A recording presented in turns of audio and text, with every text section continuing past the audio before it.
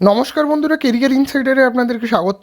Army public school, যাকে শর্টে বলা হয় এপিএস, তাদের তরফ থেকে বেশ কয়েকজন টিচার রিক্রুটমেন্ট সংক্রান্ত নোটিশ বের করা হয়েছে।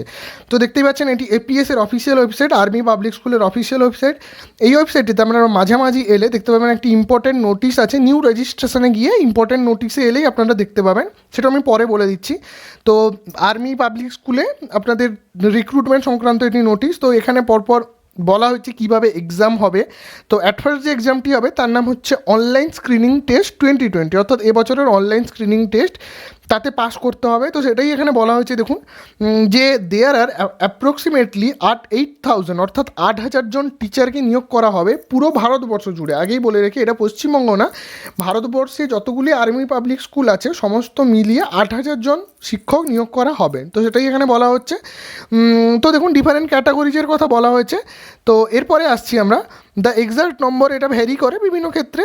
এরপরে আমরা আসছি সিলেকশন প্রসিডিওর, অর্থাৎ কীভাবে এক্সাম প্রসেস হবে। তো আগেই বলে রাখি, তিনটে ভাবে এক্ষেত্রে এক্সাম প্রসিডিওর হবে। স্টেপ 1, স্টেপ 2, স্টেপ 3, তিনটে প্রসেস হবে। তো অ্যাট ফার্স্ট যেটার নাম হচ্ছে স্টেজ 1, যার নাম হচ্ছে স্ক্রিনিং এক্সাম, এটাকে বলা হচ্ছে। যেরকমভাবে অনলাইন প্রিলিমিনারি এক্সাম হয় বিভিন্ন গভর্নমেন্ট জবে, সেইভাবেই। তো প্রিলিমিনারি এক্সামটি হবে 21 এবং 22 নভেম্বর এই বছরে 2020-তে।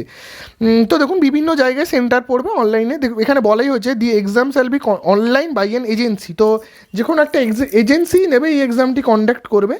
তো এটা আপনি যদি পাস করে যান, দেখুন এখানে কালো করে বড় বড় করে বলা হয়েছে, a score card will make candidate eligible to appear for the remaining stages of the selection process. অর্থাৎ আপনি যদি এই এক্সামে পাস করে যান তাহলে আপনি একটি স্কোর কার্ড পাবেন। এই স্কোর কার্ডটা কীরকম, যেভাবে নেট, যারা আপনারা বিএড করেছেন তারা আশা করি জানেন যে এরপরে এর পরে নেট বা সেট এক্সাম দিলে একটা আপনার স্কোর কার্ড পান। সেই স্কোর কার্ডের মাধ্যমে আপনি বিভিন্ন কলেজে পরে অ্যাপ্লাই করতে পারবেন, ইন্টারভিউর মাধ্যমে বা যেভাবে হোক। তো এক্ষেত্রেও সেই সেম টু সেম প্রসেস। এই এক্সামটায় পাস করলেই আপনি একটি স্কোর কার্ড পাবেন। তো এই স্কোর কার্ডে একটি ইম্পর্টেন্ট জিনিস বলা হচ্ছে, দেখুন, ইন অ্যাডিশান, এই যে লাস্ট লাইনটা দেখুন, in addition to fresh candidate the following may also appear for the screening test. কারা কারা অ্যাপ্লাই করতে পারবেন এইটা বলা হচ্ছে, ঠিক আছে। তো বলা হচ্ছে holder off score cards who want to improve there scores.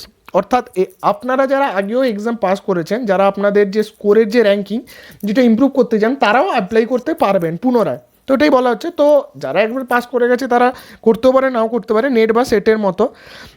তো এখানে দেখুন, এখানে কালো নম্বরে একটা ভালো জিনিস বলা হয়েছে। এই জিনিসটা খুবই ইম্পর্ট্যান্ট, মনে রাখবেন। Please note that holding a score card by itself does not entitle you to an appointment as an teacher in any army public school.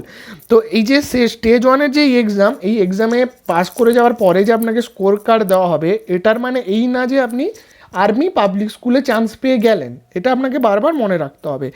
এটার অর্থ হচ্ছে আপনি স্টেজ 2-র জন্য এলিজিবল হলেন। যেরকম প্রিলিতে পাস করলে মেন্সের জন্য এলিজিবল হয়, সেরকমই এই এক্সামে পাস করলে আপনি সেকেন্ড এক্সামে এলিজিবল হবেন, ঠিক আছে।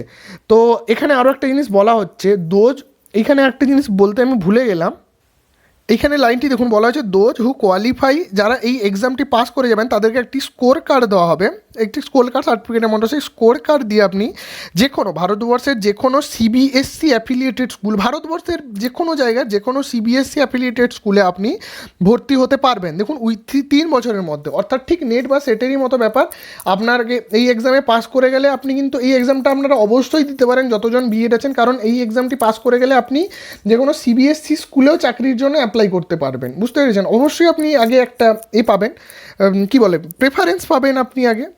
তো অবশ্যই আপনারা যতজনই বিএড করেছেন অবশ্যই এক্সামটি দিন, কারণ এটা শুধুমাত্র আর্মি পাবলিক স্কুলের ক্ষেত্রে না, ভারতবর্ষের যে কোনো সিবিএসসি স্কুলে অ্যাপ্লাইয়ের ক্ষেত্রেও এটা কাজে লাগবে। তো এটা হলো, কিন্তু মেন কথা হচ্ছে আর্মি পাবলিক স্কুলের ক্ষেত্রে আপনাকে স্টেজ 2 এবং 3ও পাস করতে হবে, কিন্তু বাকিগুলোর ক্ষেত্রে আলাদা ব্যাপার।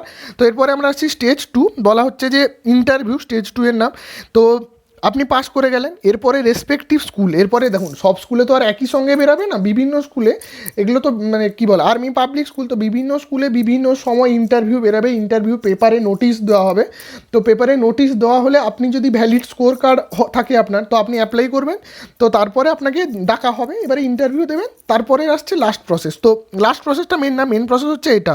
তো স্টেজ 1-এ আপনি পাস করে গেলেন, তারপর আপনার কাছে একটি ভ্যালিড স্কোর কার্ড এলো, এই স্কোর কার্ডটা আপনার কাছে থাকলো, এরপরে বিভিন্ন পেপারে যখন কোনো স্কুলের ইন্টারভিউর জন্য আপনাকে ডাকা হবে তখন আপনি অ্যাপ্লাই করতে পারবেন, ঠিক নেট বা সেটেরই মতো।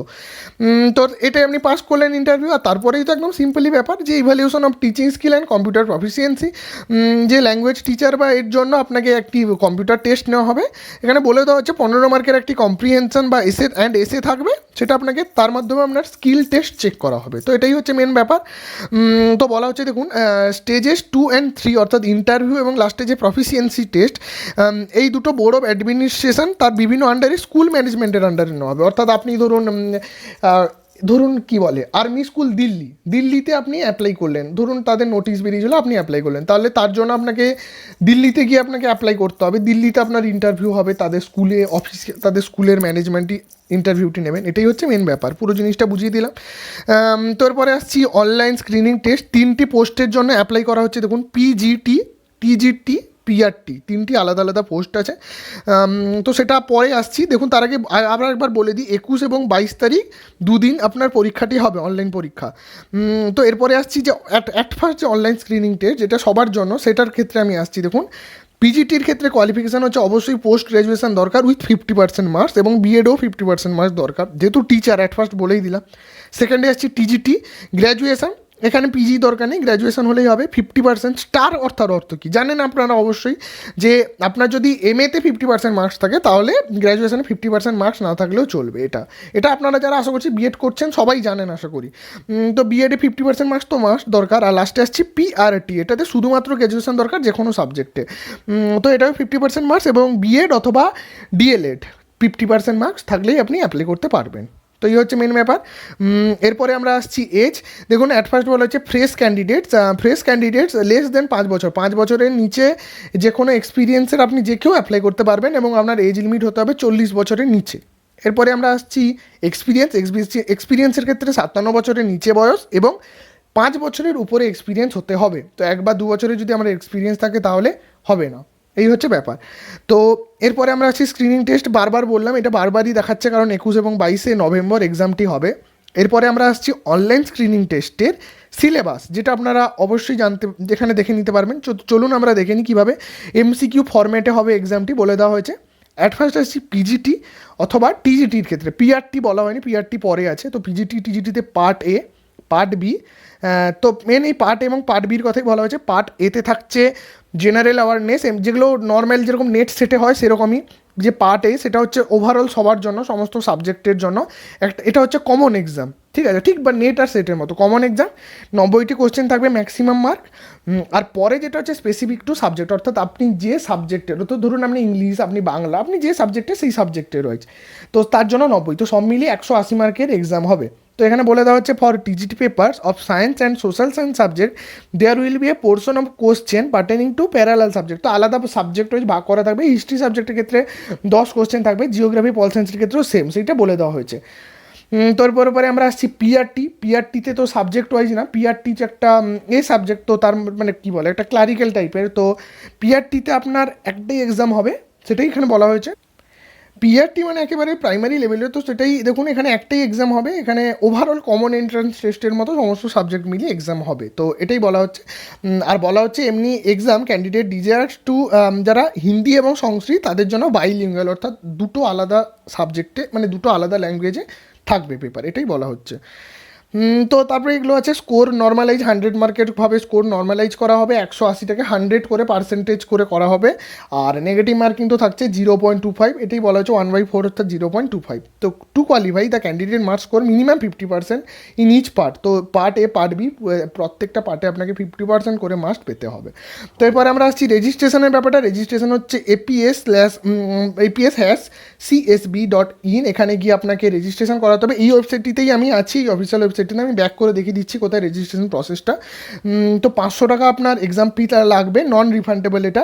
তো আপনি অ্যাপ্লাই করতে পারবেন 1 অক্টোবর থেকে 20 অক্টোবরের মধ্যে এই অফিসিয়াল ওয়েবসাইটে।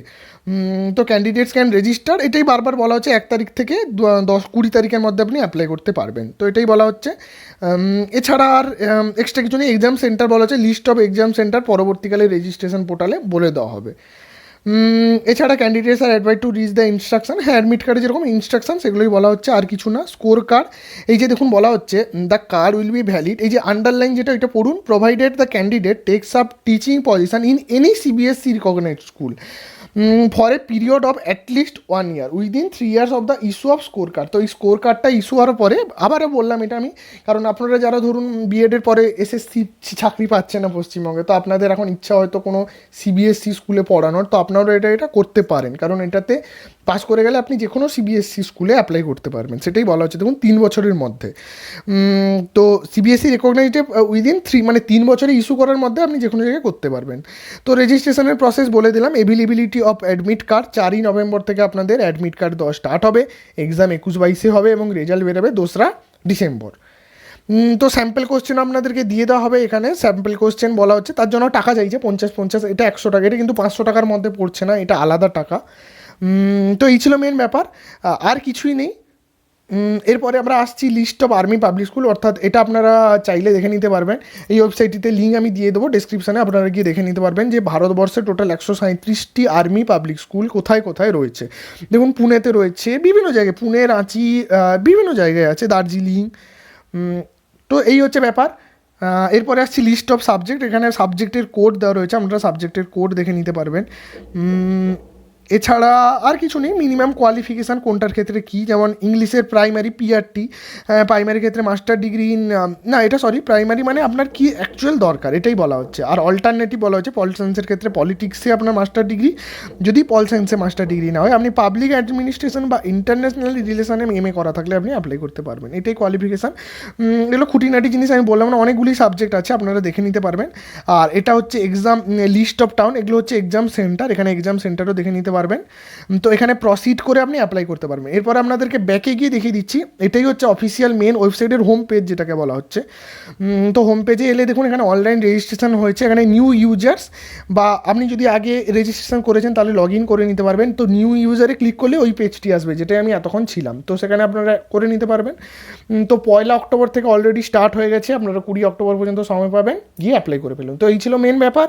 ভিডিওটি যদি আপনার ভালো লেগে থাকে অবশ্যই লাইক অ্যান্ড সাবস্ক্রাইব করবেন। আমাদের চ্যানেলে এরকম বিভিন্ন ধরনের গভর্নমেন্ট বা প্রাইভেট জব সংক্রান্ত নোটিফিকেশান, কলেজের রেজাল্ট, অ্যাডমিশন বা মেরিট লিস্ট সংক্রান্ত নোটিফিকেশান এবং ইউটিউবের ফ্রি অনলাইন কোর্সেসের নিউজ আমরা আমাদের চ্যানেলে দিয়ে থাকি। তো তার জন্য সাবস্ক্রাইব করতে পারেন, অথবা আমাদের টেলিগ্রাম চ্যানেলটিও আপনি জয়েন করতে পারেন বিভিন্ন ধরনের জব পিডিএফ ডাউনলোড করার জন্য। তো আজকের মতো এখানেই, থ্যাংক ইউ সো মাচ।